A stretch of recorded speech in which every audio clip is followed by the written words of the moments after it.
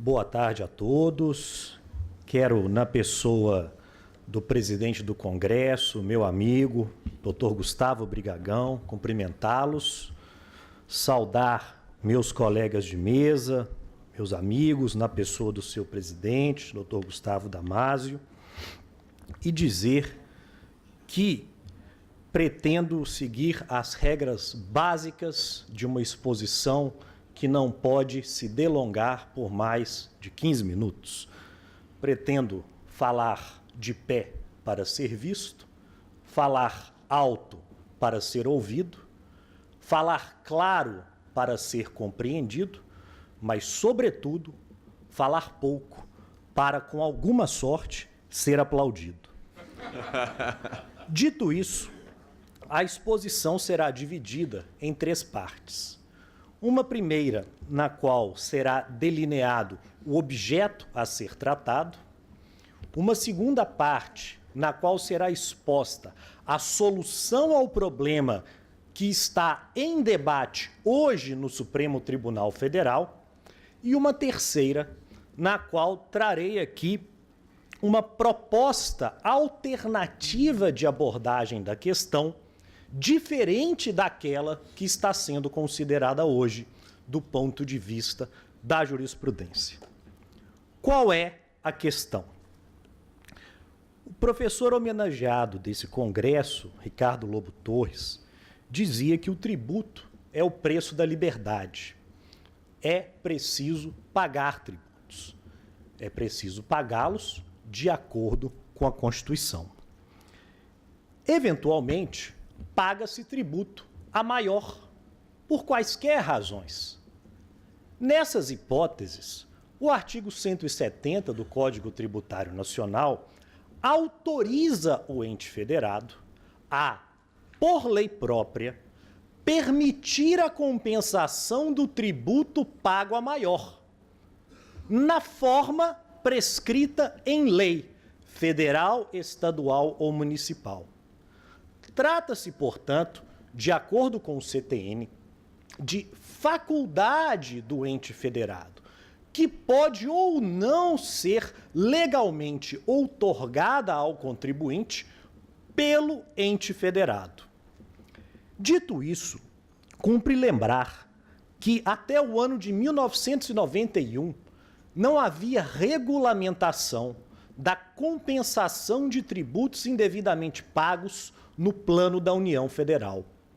Foi somente neste ano, por meio do artigo 66 da Lei 8383, que foi permitida a compensação pelo contribuinte de tributos da mesma espécie, imposto com imposto, contribuição com contribuição, taxa com taxa.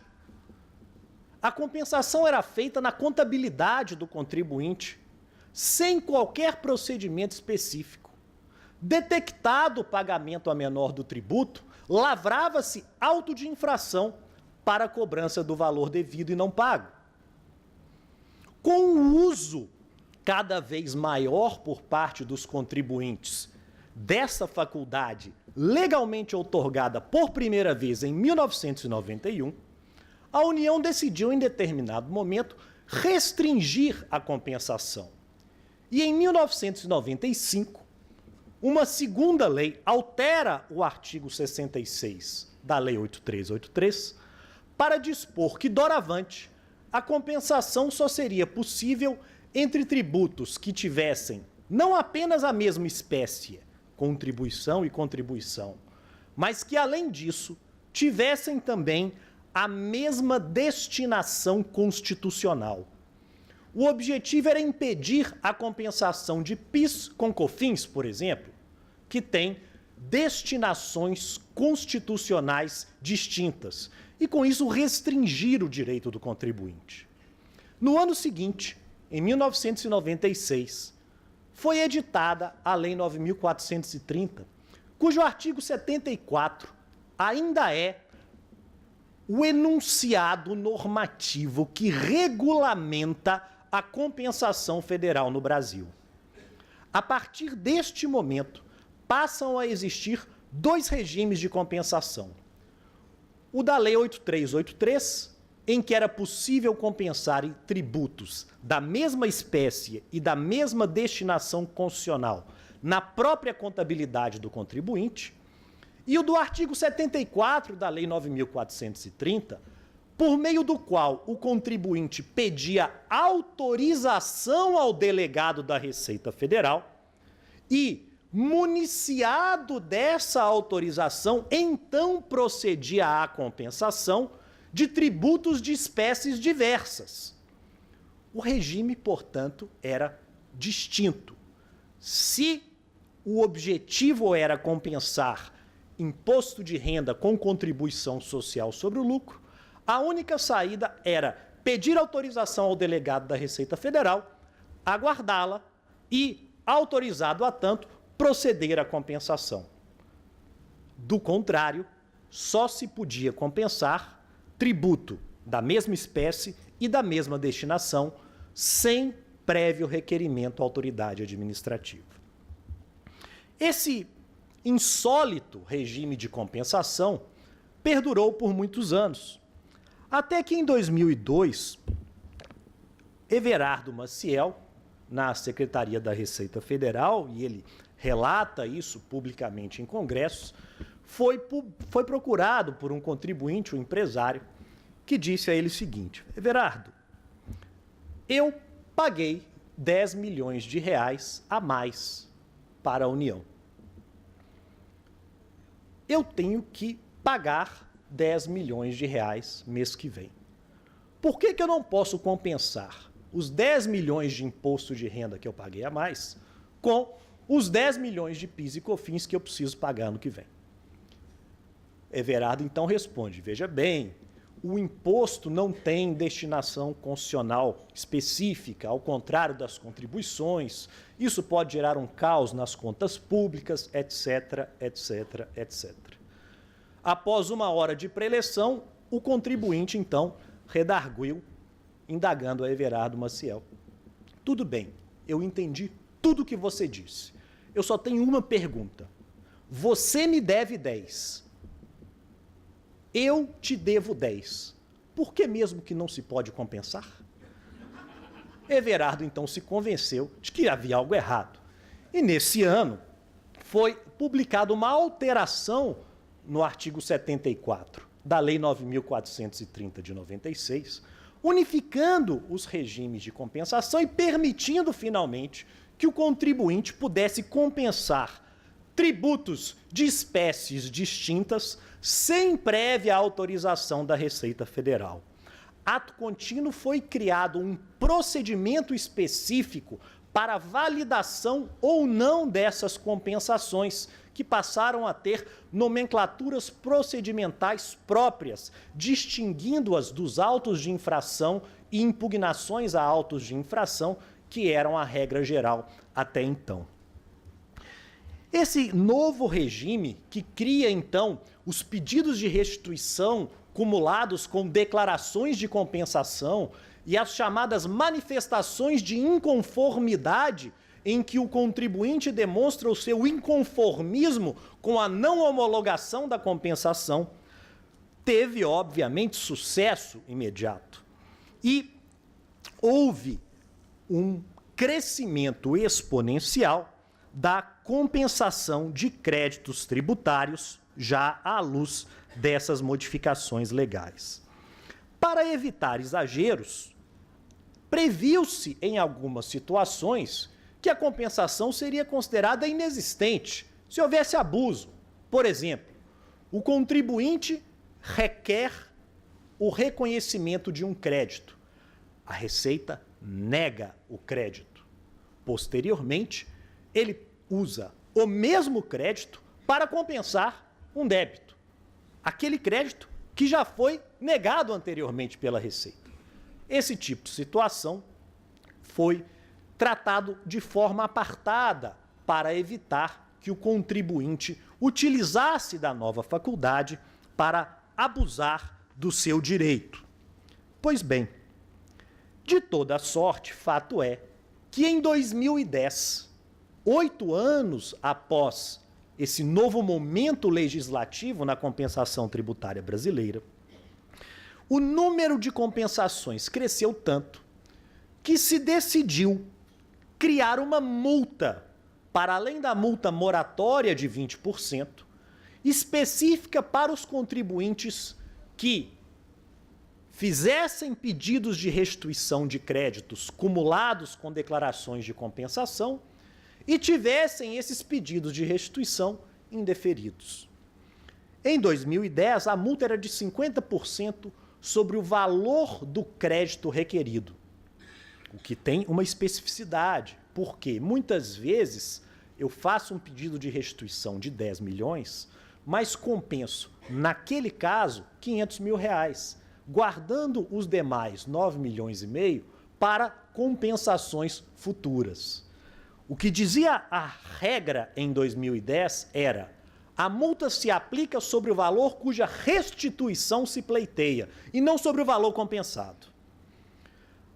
Logo após a publicação da lei, uma enxurrada de liminares e sentenças declarou inconstitucional a regra por violação ao direito de petição, pois estar-se-ia punindo o contribuinte pelo simples fato de peticionar e requerer administrativamente o reconhecimento de um crédito, e isso seria inconstitucional por violação de uma regra expressa na Constituição.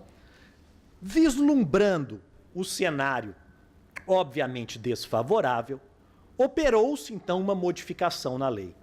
A multa, já em 2015, passa a incidir não sobre o valor a ser restituído, mas sim sobre o débito compensado, restringindo então o escopo da multa. Em outras palavras, se o contribuinte pede a restituição de 10 milhões, mas compensa apenas 500 mil reais, a multa incidiria sobre 500 mil reais.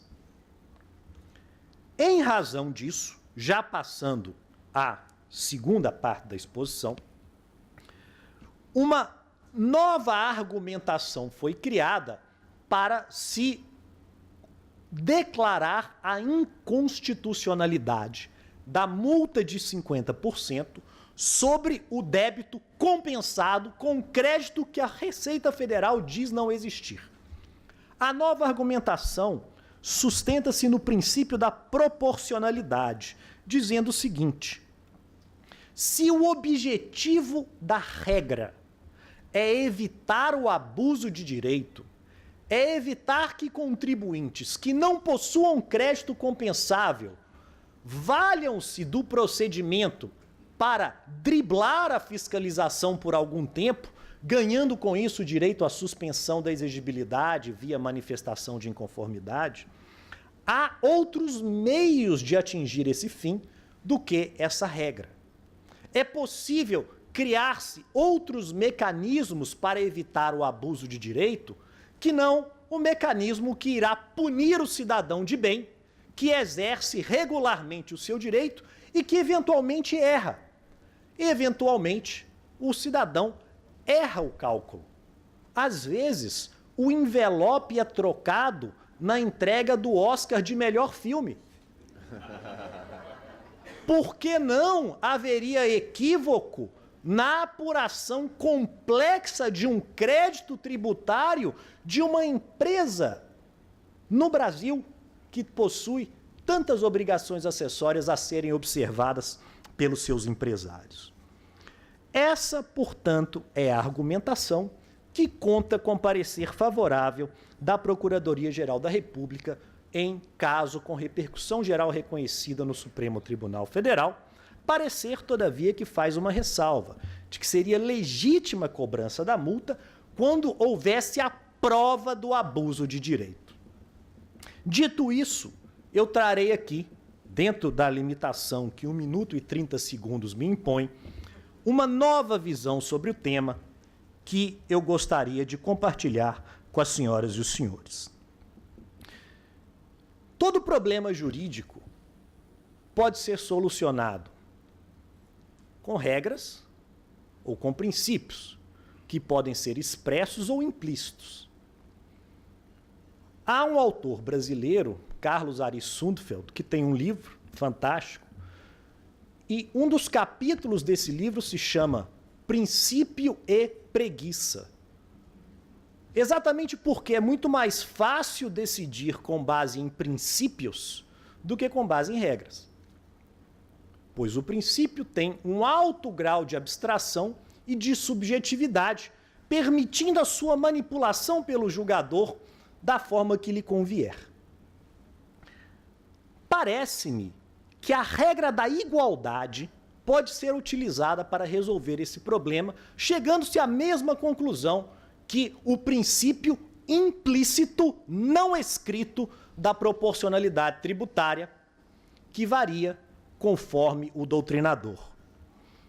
O artigo 156 do CTN traz 11 causas de extinção do crédito tributário. Uma delas é o pagamento, outra é a compensação, de que estamos tratando, outra é a dação em pagamento de bens imóveis. São 11 causas, todas idênticas, com a mesma finalidade, extinguir o crédito tributário. Não há diferença, portanto, se ele é extinto com dação em pagamento de bem imóvel, se ele é extinto com pagamento ou com compensação, pouco importa. São 11 ferramentas que têm uma única finalidade, a finalidade de extinguir o crédito tributário.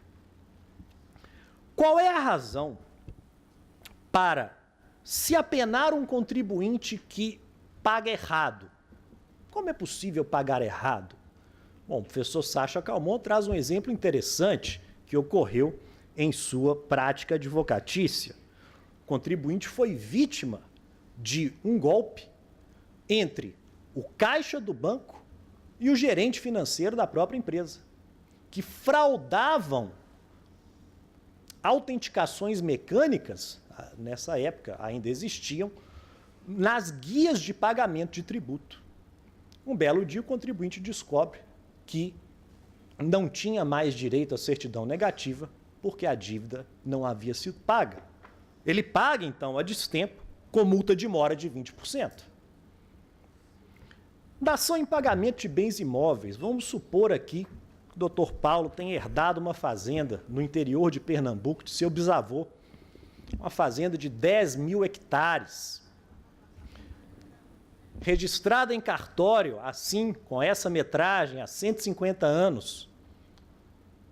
E um belo dia, o Dr. Paulo decide transacionar com o Estado de Pernambuco e fazer uma dação em pagamento dessa fazenda para extinguir um débito tributário qualquer de ICMS relativo às empresas do seu grupo familiar. A fazenda, então, entra no negócio por 10.000 hectares, assim avaliados. 3 meses depois, com base em técnicas sofisticadas de georreferenciamento, descobre-se que a fazenda não tinha 10.000 hectares, como o cartório assim atestava há 150 anos, mas 9.200 hectares. O Dr. Paulo está devendo um pouquinho para o fisco do Estado de Pernambuco e vai pagar com multa de 20%, ou a multa vigente no Estado. Qual é o motivo, qual é o elemento diferenciador relevante que deve existir para se tratar de forma distinta o contribuinte que usa um crédito decorrente de pagamento a maior de tributo daquele contribuinte que paga errado, daquele contribuinte que faz uma dação em pagamento de bens imóveis que é avaliada de forma equivocada e, ao fim e ao cabo, não arca com a multa de 50%, apenas com a multa de 20% e não 2 multas cumuladas.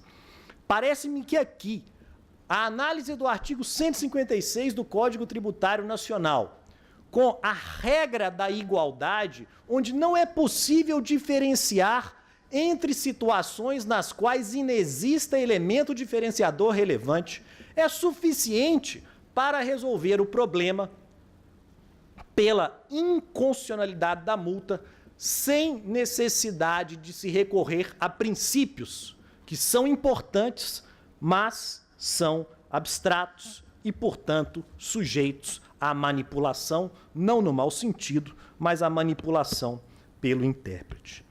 Dito isso, eu quero encerrar com uma frase do Albert Einstein, que dizia o seguinte: se você não consegue explicar algo de forma simples, é porque não estudou o suficiente. É a mesma pessoa que disse que o imposto de renda era a coisa mais difícil do mundo. Mas certamente o disse porque não conhecia a compensação tributária no direito brasileiro. Muito obrigado e boa tarde a todos.